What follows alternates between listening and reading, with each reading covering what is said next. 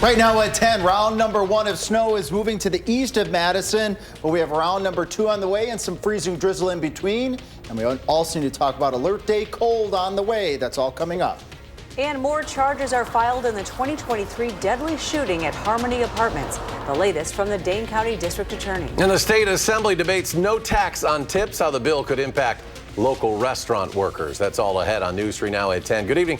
Thanks for joining us. I'm Eric Franke. And I'm Sarah Carlson. We begin tonight with a look at our first warn weather forecast. The team has been tracking snow all day. And Alex, I know it's been falling on the west side of Madison. Where are we going to see the most of it? When will it end? We've got round number 1 that you're just talking about there, Eric. That's moving through now. It's east of Madison. Let's take a look at our slick travel timeline here to talk about other rounds of snow and freezing drizzle. And actually, let's take this full screen. It'll be a little bit easier, I think, to see this if it's nice and big here. Right now, we're on the left-hand side between now and 11 o'clock. That light to moderate snow, that's going to end. But then as we go from 11 p.m. to 4 a.m., patchy freezing drizzle mixes in, and freezing drizzle and snow. The snow will redevelop around the commute time on Friday, so expect the greatest impacts to travel in that 11 p.m. to approximately 8 a.m. time frame on Friday. But then we still will see some more snow as we go later into Friday, and there are more snow chances in the forecast Saturday and in Sunday. Here is that back edge of that snow, and you can come back to me on camera if you'd like here. That extends from Madison areas up towards Beaver Dam down to Janesville, the last batch of that moderate snow activity. But as we zoom on out here, whenever you lose the ice crystals, then if there's any moisture left in the air, it wrings itself out, so to speak, as freezing drizzle, and that will likely develop to the southwest and then move off towards the east across the rest of southern Wisconsin. I take a peek at our live Upland Hills Skycam, that first warn weather cam in Dodgeville, to see if we're having any ice building up on the camera. I don't see that, so I don't think the freezing drizzle has quite started in the Dodgeville area just yet. And we're talking about snow. There's more bouts of snow. We got wind chills to minus 35 below in our forecast coming up in a little bit. We'll use Future Track to show you some of those other chances for snow and how cold you can expect these wind chills to be right in your town. All right, thank you, Alex. And as you and other forecasters here have talked about, we've had a roller coaster change in temperatures this week. UW professor Jonathan Martin says the ups and downs in temperatures is not uncommon this time of year, but the lack of snow is something that meteorologists are not used to seeing mid-January. Weird winter because of the lack of snow, but it's not really such a weird winter in terms of roller coasters and temperatures, at least in my 31 years living here. There is some good news, though, if you're tired of the roller coaster temps and everything that comes with it. We are halfway through the meteorological winter. You can track that forecast for yourself as well on our First Warn Weather app. It has hourly planners, road conditions, and radar.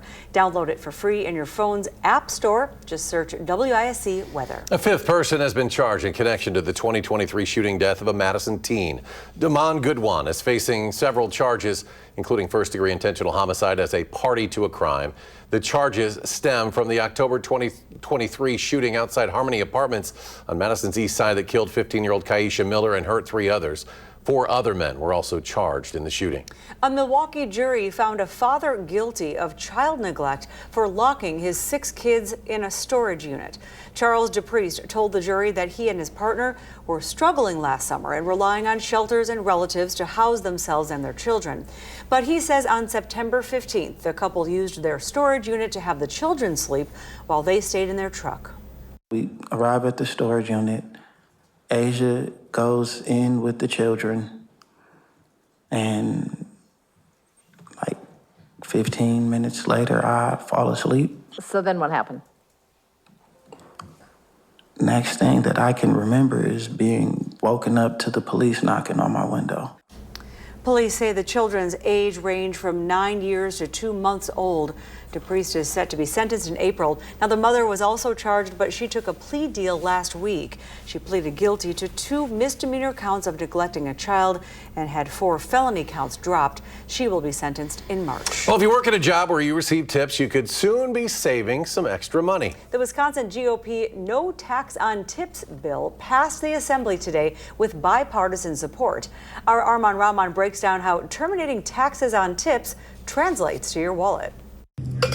Whether you're working at a restaurant, beauty salon, or you're a college student paying their way through school, roughly 90,000 Wisconsinites rely on tips as part of their pay, and they could make a bit more off that soon. It's going to make a difference in the bottom line of what they're going to be able to keep in their pocket. The no tax on tips bill passed the Assembly 61-33 with bipartisan support Thursday. It could benefit the servers and bartenders who work at businesses that are part of the Wisconsin Restaurant Association. It's regardless of how the tips are paid, whether it's through dollar bills or coins on the table or whether it's through the credit card statement, those are considered tips and those are reportable income, and then that is what can be deducted. To mirror the federal no tax on tips bill, everything turned out okay, sir? Yes, sir.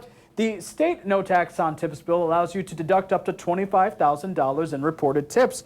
But for the average person who works for tips, they could save an average of $1,300 on their taxes. But in practice, $25,000 in tips is a lot of tips to be receiving, and so very few people are going to find themselves in that situation. Ross Milton is an associate professor at the La Follette School of Public Affairs at UW-Madison. And some people who receive tips might not really be saving anything because they may not really have, many people who receive tips actually don't make enough income to pay a significant amount of income taxes. Time is also of the essence. The bill still has to get through the Senate, get signed by the governor, then the Department of Revenue has to get it on forms and tax software. People are likely to have to amend their 2025 taxes sometime far in the, well in the future.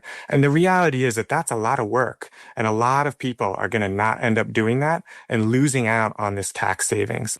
But the president of the Wisconsin Restaurant Association still recommends trying. If you're a server, it may not be a bad idea. Just kind of hold off filing your taxes, but it all depends upon when it gets through the system. Reporting in Madison, Armand Rahman, News 3 Now. Armand, thank you. Both the federal and state versions of the no tax on tips bills are set to expire in 2028. A Senate committee heard from experts on the adverse effects of excessive screen time for children, testifying that parents who don't set screen time limits aren't the only ones contributing to the problem, citing research showing that the technology schools are incorporating for learning may actually be detrimental.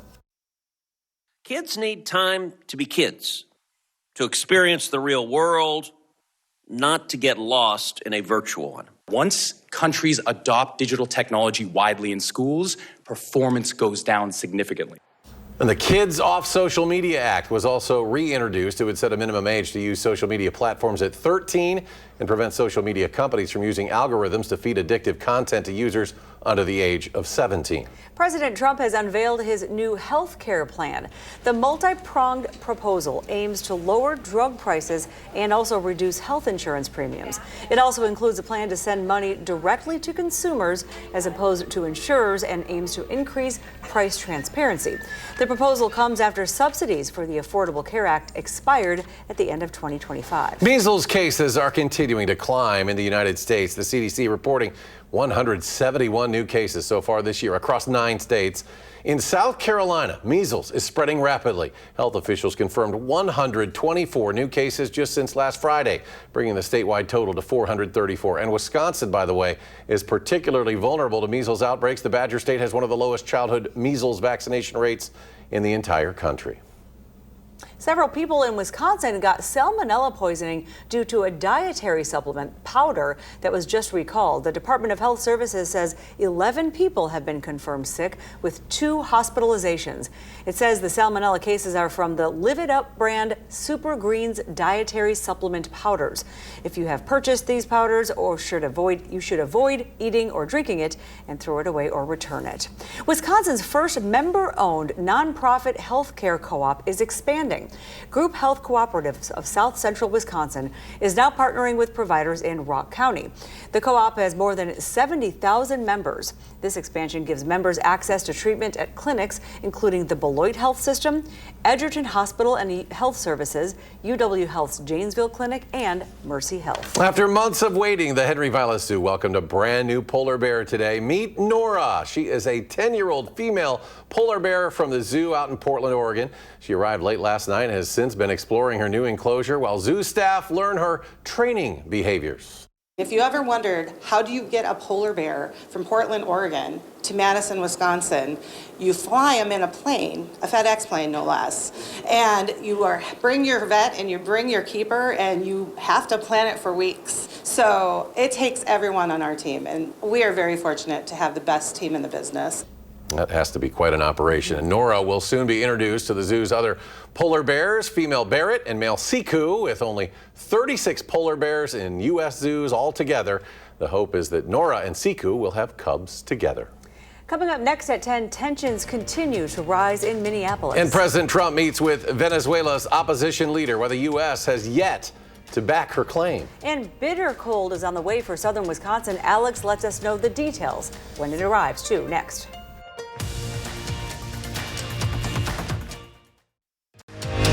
You're watching News 3 Now at 10.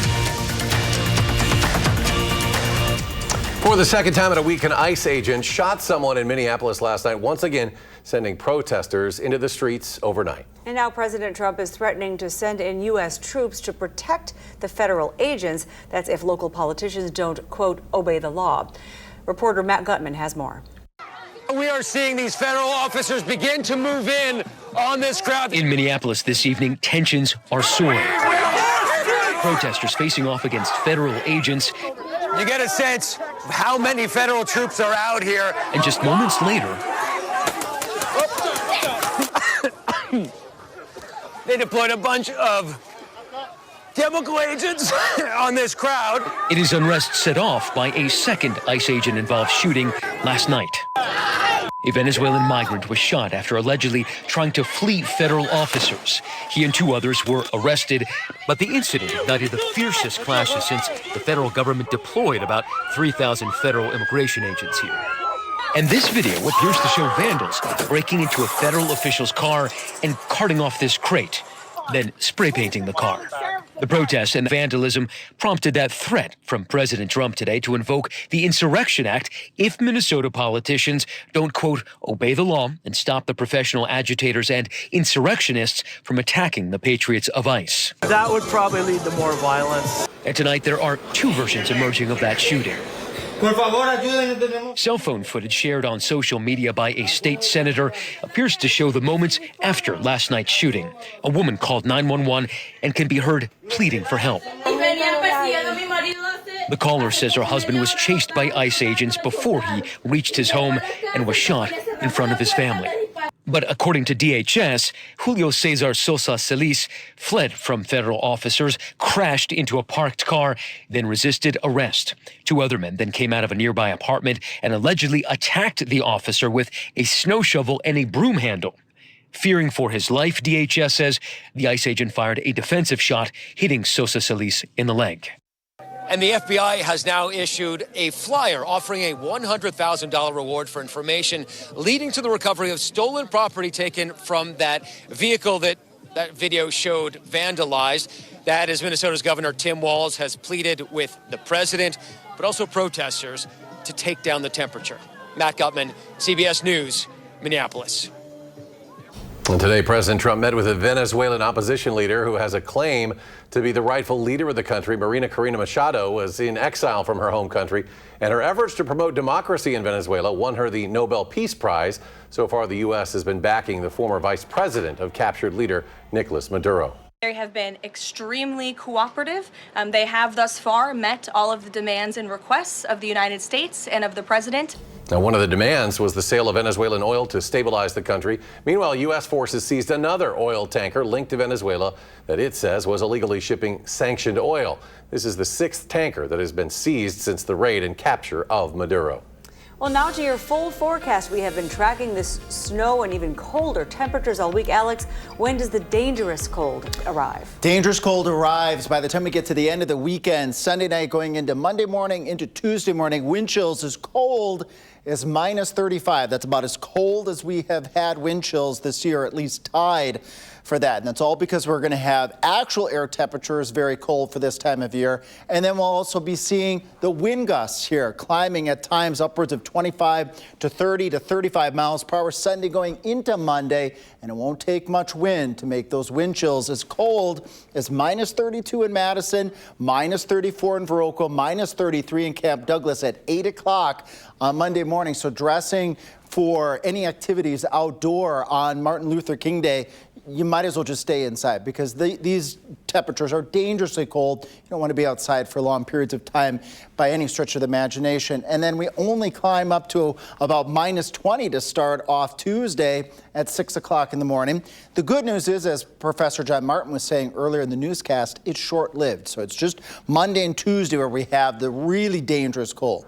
Now we got to talk also about the snow here. Again, Beaver Dam to Watertown to Fort Atkinson to Janesville, areas off towards the west, Madison, that snow has ended. But that doesn't mean all of the precipitation has ended. Now as we lose the ice crystals through the column of the atmosphere, through that profile, as meteorologists call it, we have any moisture left can be in the form of freezing drizzle. And we get that deposition, the deposits on area roadways, sidewalks, on-ramps and off-ramps, and that can cause slick driving conditions. And I want to take a look here at our First Warn weather cam in Dodgeville. The last time we had freezing drizzle, we saw deposits of freezing drizzle on the sky cam itself. And with the wind coming out of the south right at us here, I don't see any deposits on the camera right now, which is good news. That means the freezing drizzle hasn't started yet. Hopefully it doesn't materialize. But another round of snow will materialize by 4, 5, 6 o'clock in the morning. It comes through during that commute time, and then scattered snow showers throughout the rest of the daytime on Friday with windy conditions, and we will add up just a little bit more snow and a little bit more snow, perhaps a total additional here on what we've got already, that ½ inch that we got, perhaps another inch, maybe an isolated 1.5 inches or 2 by the time we get to the end of the day on Friday, with more chances of snow Saturday and Sunday. Light snow, I should emphasize. That period of adverse conditions, greatest impact is going to be the early morning hours through the morning commute tomorrow for the freezing drizzle, the snow, and the potential for the icy conditions. 20s tonight to near 30 degrees, and then enjoy temperatures, look at this, for tomorrow in the lower 30s. Enjoy that while that lasts, because that's the last time we're going to see 30s for a while. When we take a peek here at the 10-day, look at our highs in the teens, single digits, lows below 0, wind chills to minus 35. Monday morning, Tuesday morning, and even later next week, those temperatures right around 20. That's about 10 degrees below normal. I didn't mean to wince loudly, but that sounds kind of painful. But ouch, it's not looking good. And next weekend, too, on the horizon. Doesn't look much better. Yeah, so, okay. Unfortunately, stay indoors. we're halfway through. Halfway through. Yep. Keep saying Alex, it. thank you. And stay indoors. Watch the NFL playoffs, which continue on CBS this weekend with the divisional round. This Saturday, Josh Allen and the Bills head to the Mile High City to take on the Broncos. Buffalo coming off that comeback win against the Jaguars last week. The Broncos had the week off. They were a bye, and the kickoff is set in Denver for 3:30. And Andrew is here with a look at sports. Yeah, maybe not that exciting in terms of the national scope, but here in Madison, this one is one we were looking forward to. Still to come in sports, Wisconsin men's hockey looks to hold down home ice against Michigan State in a match between two of the nation's top 4 teams. Next on News 3 Now.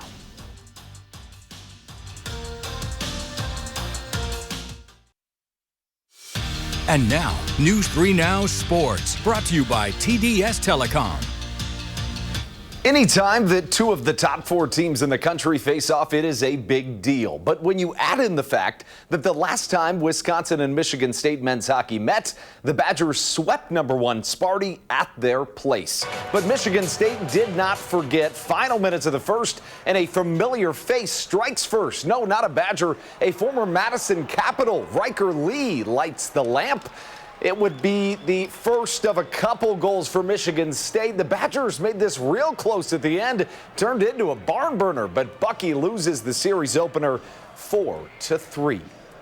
Wisconsin women's basketball is off to their best start in over a decade, but tonight they really needed a win and had a good chance to do it. After winning 3 of their first 4 in Big Ten play, they've lost 2 in a row, and a good chance again against Northwestern this evening outside of Chicago, who came in 1-5 in conference play, but it was too close, too late. Shea Bolin gets the bucket to go, cutting the Badger deficit to 5, and it just wouldn't be enough. Wisconsin loses 3 straight for the first time all year, 66-61, the final score. The Bucks have been on the struggle bus lately, and it didn't get any easier this evening, playing Victor Wembanyama and the Spurs in a game that aired on our sister station, Television Wisconsin. And early Giannis was getting his right through the alien, as they call him, plants his ship and puts it in the hoop. But later, Wemby would get his. The 7'4" Frenchman with a fadeaway 3. You just don't see that from guys that tall, but he is one of one for a reason. The Bucks have lost their last 2 by a combined 54 points. That's a new franchise record and not one that you'd be proud of. There have been a handful of players that Luke Fickell inherited at Wisconsin that left the program after playing for him and went on to have massive success. Maybe no better example than Chimere Dike, a Waukesha native who wasn't used much as a junior, so he transferred to Florida before being selected in the 4th round of the NFL draft and setting the NFL record for all-purpose yards by a rookie. For that, he was named to the NFL's first-team All-Pro. Here was his reaction.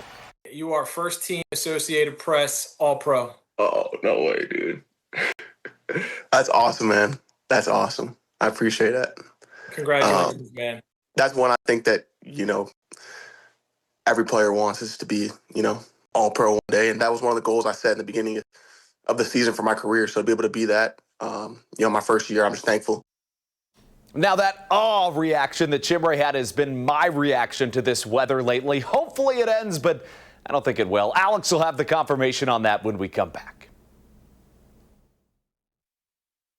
Germany announced they are sending troops to Greenland, making it the first time anyone ever said, "Good news! The German troops are on the way." All new CBS Tonight. Finally tonight, a Florida deputy took into custody an escapee from down under. That was hard for me to say. Maybe I needed an accent. Last Friday, Corporal Keisler of the St. Johns County Sheriff's Office was called to secure this emu. The large bird ignored his commands. Oh boy. See, I don't know that I would chase that one. Kicked him several times with his large talons and ran away. Well, the deputy was able to corner the animal and actually handcuff its legs. Aww. He can be heard saying, "Are you done resisting? I don't want to have to charge you." Ultimately, the bird was reunited with its owner and returned home safely. All criminal charges against the emu were dropped. Isn't there some kind of insurance company? Owner? Emu? I didn't know you could have emu. I didn't know you could have a pet That was emu. a car insurance ad waiting to happen right there. The snow falling east of us now, right? Yeah, that first round is to the east of us. We got another round on the way. Future Track Radar will show. Here comes that round. That's going to impact you during that morning commute. And Savannah will have the very latest on Radar 3000. More bouts of snow this weekend. And then the alert day, bitter cold early next week. At least we won't need our boots, though. That's right. Alex, thanks. Thanks for joining us at 10. The Colbert Show is coming up next. Our next show is tomorrow morning at 4:30. Thanks for joining us, everyone. Have a good night.